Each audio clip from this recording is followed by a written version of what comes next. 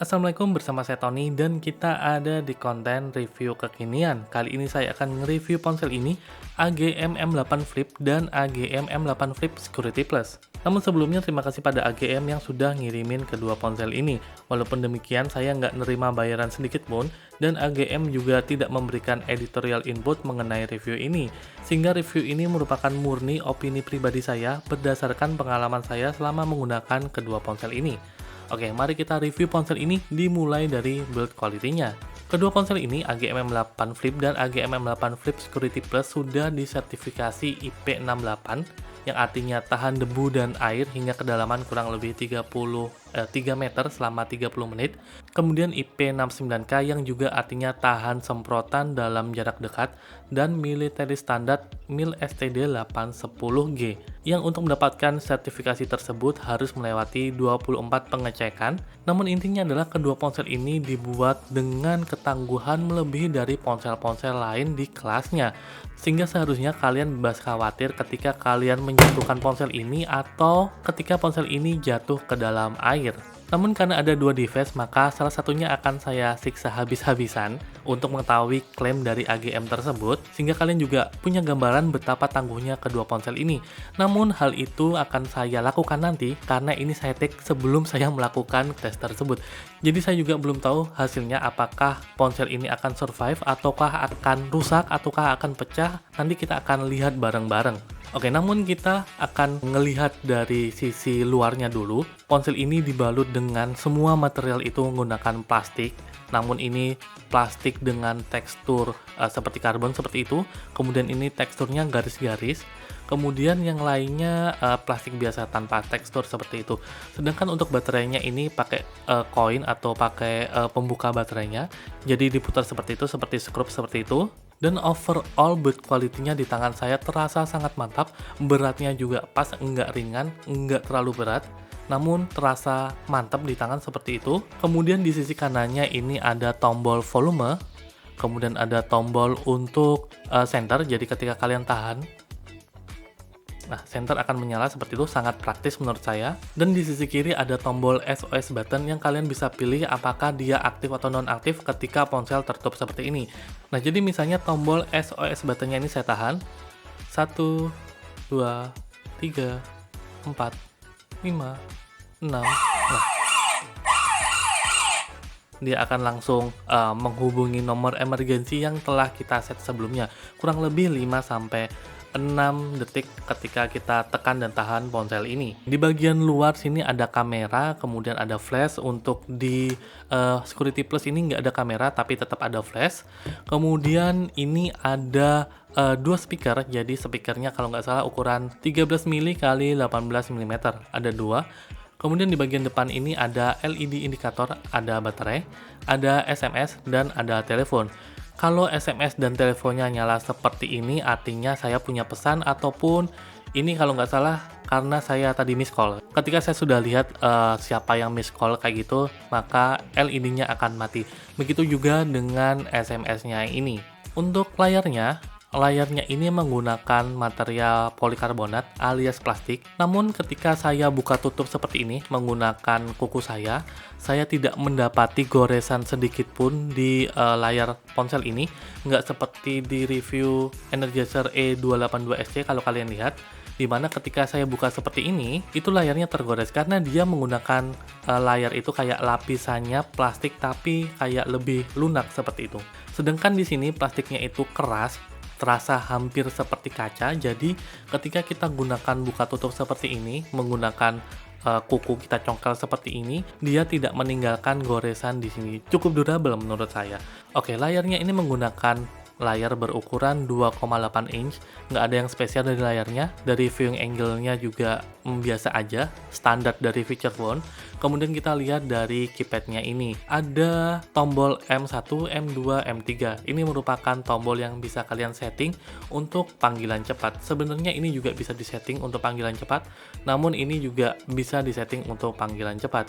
Kemudian ada tombol di pad, kemudian ada tombol di sini, tombol OK dan back seperti itu. Tombol ngangkat telepon dan reject. Walaupun demikian kita bisa menyeting apakah telepon itu auto answer ketika kita membuka ponselnya. Jadi kita bisa menyeting apakah kita bisa auto mengangkat teleponnya ketika kita membuka ponselnya seperti itu. Bisa diaktifkan ataupun dinonaktifkan di settingannya. Sedangkan untuk feel ngetiknya sebenarnya saya nggak terlalu suka dengan keypad yang besar dan menggunakan material plastik seperti ini. Namun overall, ngetik di sini cukup nyaman karena tombol-tombol ini sangat mudah diraih dengan jempol kita dan bisa digunakan dengan satu tangan dengan cukup mudah. Karena adanya tombol M1, M2, M3 ini, jadi posisi keypadnya itu untuk ngetik dia agak ke bawah, jadi ketika kita ngetik seperti ini, dia cukup nyaman menurut saya. Sehingga saya nggak terlalu masalah dia hanya menggunakan material plastik dan tombolnya gede-gede. Mungkin untuk orang lain akan suka seperti itu, tapi saya secara personal nggak terlalu suka.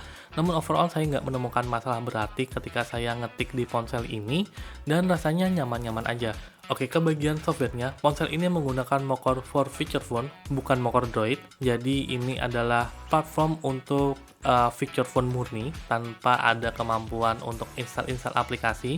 Namun yang saya suka adalah ini betul-betul clean, tanpa adanya bloatware tambahan. Nggak seperti di Nokia 105 2023 yang akan saya review selanjutnya. Ini ada software tambahan seperti itu, walaupun ini adalah game. Jadi kita bisa beli nantinya, tapi ini sayangnya nggak bisa di-uninstall. Sedangkan di ponsel ini betul-betul clean seperti itu, jadi tidak ada software tambahan, nggak ada bloatware, nggak ada game macam-macam seperti itu, betul-betul hanya aplikasi yang kita butuhkan. Dan secara performa menurut saya ini sangat responsif, sama seperti S30 Plus di Nokia. Jadi overall secara software saya tidak menemukan masalah sama sekali. Ponsel ini menggunakan jaringan 4G di SIM pertamanya, dan kalau kalian menggunakan dua SIM, kalian tidak akan bisa menggunakan jaringan 4G di SIM kedua. Jaringan 4G hanya ada di SIM pertamanya. Nah, kalau di sini ada settingan connection, kalian akan menemukan settingan selayaknya untuk internet seperti itu. Jadi kita ada pilihan seperti ini, namun di sini nggak ada browser. Jadi saya sudah cari ke semua penjuru ponsel ini, saya nggak menemukan browser. Setelah saya tanyakan ke AGM-nya, ternyata koneksi yang dimaksud itu adalah untuk pengirim MMS. Jadi ya bisa dikatakan ponsel ini hanya digunakan untuk telekomunikasi suara dan SMS, kemudian MMS seperti itu. Nah, sayangnya ketika saya tanya lagi ke AGM mengenai Voice over LTE atau VoLTE yang harusnya ada di ponsel-ponsel 4G atau ponsel dengan jaringan 4G seperti itu, saya nggak menemukan settingan Voice over LTE. Misalnya di Nokia 105 4G yang pernah saya review, saya menemukan settingan untuk Voice over LTE, sedangkan di ponsel ini saya nggak menemukan settingan tersebut. Walaupun setelah saya tanyakan ke AGM, katanya saya suruh masuk ke connection, kemudian saya suruh ngeklik paling bawah, sini harusnya ada settingan untuk Voice over LTE, namun di ponsel saya nggak ada seperti itu. Walaupun kalau kalian bisa lihat ini sudah menggunakan jaringan 4G, saya menggunakan XL dan sudah nangkep sinyal 4G, namun tetap saya nggak menemukan settingan untuk Voice over LTE. Jadi overall saya nggak bisa ngecek Voice over LTE di sini. Dan ketika saya telepon dari dan menggunakan ponsel ini ke ponsel lain yang juga sudah menggunakan jaringan 4G ke iPhone saya, di sini akan ganti menjadi GPRS atau Edge seperti itu. Saya masih konfirmasi ke AGM, jadi kalau saya mendapatkan informasi mengenai hal tersebut sebelum video ini rilis, saya akan tuliskan di video ini. Tapi kalau saya mendapatkan konfirmasi setelah video ini rilis, saya akan tuliskan deskripsi dan di kolom komentar. Dan kita bisa ngecek untuk SMS-nya. Hurufnya lumayan gede-gede, jadi saya pikir untuk orang-orang yang memiliki masalah penglihatan, itu tidak akan menjadi masalah sama sekali. Tombolnya juga seperti saya katakan tadi, tidak ada masalah sama sekali dengan tombolnya, dan feel ngetiknya cukup oke. Jadi kalau kalian menggunakan ponsel ini untuk nulis-nulis pesan, saya pikir nggak ada masalah sama sekali untuk hal tersebut. Dan tampilannya masih belum threaded view seperti itu, jadi SMS-nya hanya ditampilkan per SMS-nya. Nah, ketika kita membuat pesan atau ngetik SMS di sini, sayangnya tidak ada T9 predictive text dalam bahasa Indonesia. Jadi kalau kalian bisa lihat, ini menggunakan T9 predictive text dalam bahasa Inggris. Nah, untuk versi standarnya atau M8 Flip, dia dibekali dengan kamera, kemudian dibekali dengan Bluetooth, dan dibekali dengan beberapa aplikasi hiburan, yaitu FM radio dan musik player. Namun yang membedakan dengan versi Security Plus-nya adalah di sini nggak punya Bluetooth, jadi di settingannya kalian nggak akan menemukan Bluetooth seperti itu. Kemudian dia tidak ada hiburan apapun, nggak ada FM radio, nggak ada musik player, dan dia juga tidak punya settingan untuk koneksi. Jadi dia tidak memungkinkan untuk mengirim MMS dan menerima MMS seperti itu. Nah, kalau kalian bisa lihat ketika kita tulis pesan di sini cuma langsung SMS. Sedangkan kalau di yang versi biasa atau versi standar, kita bisa memilih antara SMS dan MMS. Nah, AGM mengklaim bahwa hal tersebut dihilangkan merupakan hal-hal yang rentan untuk dihack atau dibajak, kurang lebih seperti itu. Misalnya kamera, kemudian koneksi datanya, kemudian Bluetooth, kemudian FM radio, dan MP3 player. Sayangnya di material iklannya, AGM mengklaim ponsel ini nggak punya slot micro SD dan tidak punya file manager. Namun di sini punya slot micro SD dan punya file manager.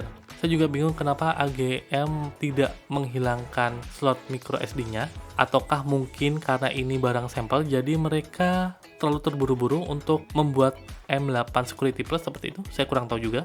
Namun perbedaannya di situ doang, nggak ada koneksi Bluetooth, nggak ada koneksi data, nggak ada kamera, dan lain sebagainya seperti yang saya katakan tadi.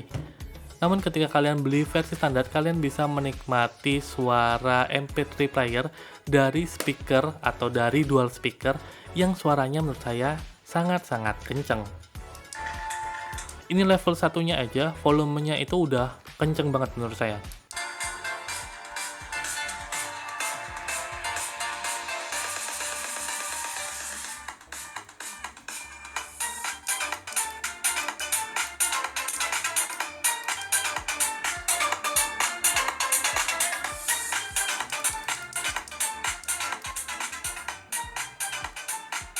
Iya, speakernya sangat-sangat kenceng, apalagi ada dua speaker seperti itu. Mereka mengklaim speaker ini sampai 104 desibel. Dan untuk kalian yang bekerja di lingkungan yang bising ataupun di outdoor seperti itu, kedua speaker ini akan sangat membantu kalian ketika ada telepon atau SMS yang masuk. Jadi, kemungkinan untuk telat tahu ada telepon atau SMS itu sangat-sangat kecil. Dan FM radio di sini juga bisa bekerja tanpa harus mencolokkan kabel di jack audio 3,5 mm-nya.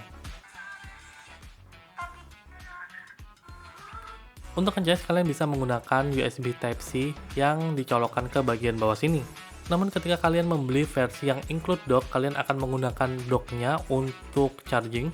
Jadi untuk ngecas dengan docknya, colokan USB Type-C-nya ada di bagian belakang dan kita tinggal meletakkan ponsel kita di bagian atas. Dan ini menurut saya sangat-sangat praktis. Jadi kita tidak harus membuka ini kayak gitu.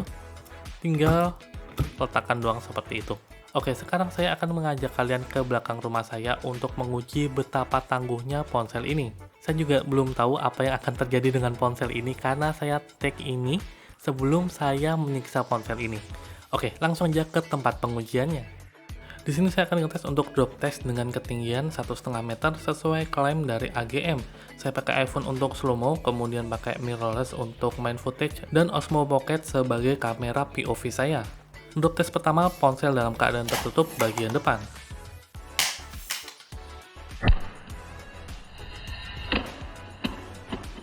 Ponselnya mendarat dengan sempurna dengan bagian depan duluan. Walaupun lecet, tapi lecetnya cuma sedikit menurut saya. Selanjutnya adalah drop test dengan bagian belakang duluan.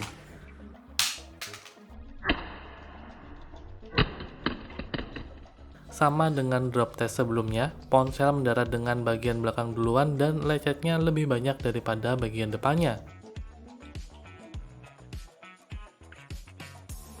Selanjutnya adalah drop test bagian samping.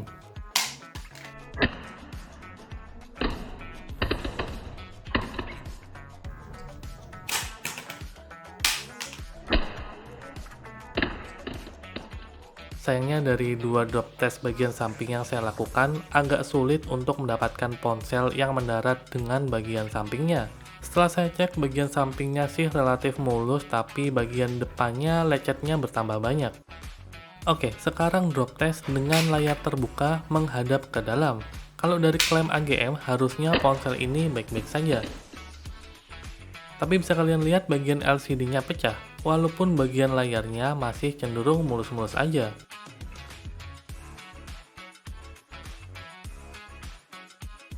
Lalu tes dengan layar terbuka menghadap keluar.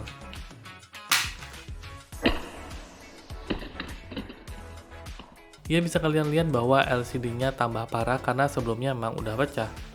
Selain itu fungsi ponselnya masih bisa, tapi secara body udah kelihatan kayak habis kecelakaan gitu.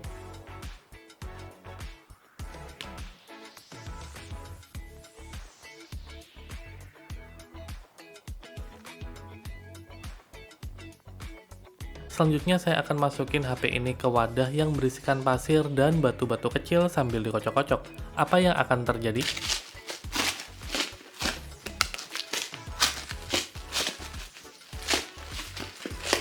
Bisa kalian lihat bahwa banyak pasir yang nempel di bagian speakernya. Ya memang karena di bagian speakernya terdapat magnet. Bagian engselnya terasa kretek-kretek kayak ada batu-batu kecil yang nyangkut.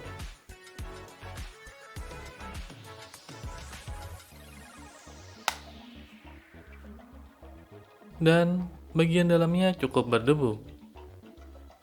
Tapi saya belum puas, jadi saya masukin lagi ke wadah yang tadi.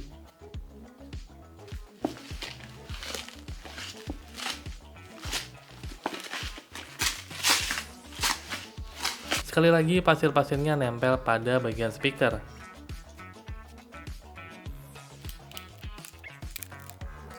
Dan ya, kedengaran banget kan kalau ada kerikil-kerikil kecil di bagian engselnya. Tapi tenang, kalian bisa membersihkan debu-debunya dengan air karena tentu saja ponsel ini tahan air. Setelah saya semprot beberapa kali, terutama di bagian engselnya, rasa kretek-kreteknya karena kerikil-kerikilnya mulai hilang walaupun masih terasa sedikit. Tapi sekarang setelah saya cuci ulang dan saya keringkan, rasa kretek-kreteknya karena kerikil-kerikil itu sudah hilang. Tapi bisa kalian lihat ini adalah ponsel AGM M8 Flip yang sudah saya uji drop test, saya masukin ke wadah berdebu, saya semprot-semprot seperti itu. Sekilas ponselnya kayak baik-baik saja walaupun kalau diperhatikan baik-baik, kalian bisa lihat lecet-lecetnya itu. Di bagian depan juga ada, terutama di bagian ring ini. Kemudian yang paling parah tentu saja di bagian layarnya. Walaupun untuk layarnya, maksudnya LCD-nya yang pecah, tapi untuk layarnya ini cenderung nggak ada goresan seperti itu, malah mulus-mulus saja. Untuk keypadnya juga aman-aman aja, tapi saya nggak tahu kenapa dia terasa agak melembung menurut saya di bagian keypadnya ini. Karena kalau ditutup gini, suaranya beda dengan yang masih belum dites. Ini tuh rasanya ketika layar ditutup dia nempelnya ke sini, bukan ke bagian ini, karetnya ini. Saya nggak tahu apakah itu karena drop testnya atau bagaimana, tapi ya rasanya seperti itu. Sebenarnya yang saya takutkan adalah ketika di drop testkan itu bagian plastiknya itu pecah, karena kalau plastiknya pecah ya udah mau gimana lagi, kecuali seperti di ponsel Nokia 800 TUF ini karena menggunakan karet, jadi ketika kita jatuhkan kemungkinan untuk pecahnya lebih kecil, tapi memang meninggalkan goresan seperti di sini. Namun kekurangan terbesar dari bahan-bahan karet adalah dia kalau penyimpanannya nggak baik, biasanya dia akan mulai lengket-lengket seperti itu. Dan ini hampir saya punya 3 tahun dan rasanya mulai kadang-kadang agak lengket-lengket seperti itu.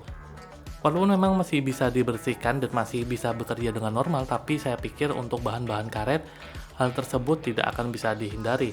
Cukup disayangkan memang untuk ponsel AGM M8 Flip ini ketika dijatuhkan dengan layar terbuka seperti ini, LCD-nya pecah. Padahal kalau saya lihat klaimnya di websitenya AGM, mereka mengatakan ponsel ini bisa di drop test dengan ketinggian 1,5 meter, bahkan dengan layar terbuka. Tapi ya, hasil tes saya mengatakan bahwa ada kelemahan ketika dia jatuh seperti ini.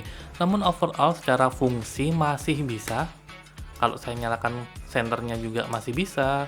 Kalau saya mau buat call harusnya masih bisa, tapi kita memang nggak bisa ngelihat aja seperti itu. Namun dengan range harga sekitar 50-an dolar, kedua ponsel ini saya rasa masih layak untuk dipertimbangkan, terutama untuk kalian yang pingin punya ponsel flip yang tangguh, terutama untuk kalian yang punya aktivitas outdoor yang cenderung ekstrim. Walaupun demikian, memang ponsel ini tidak mendukung WhatsApp. Kalau kalian mau tahu ponsel rugged yang mendukung WhatsApp, simak review AGM M7 dan Nokia 800 TAF, link di deskripsi.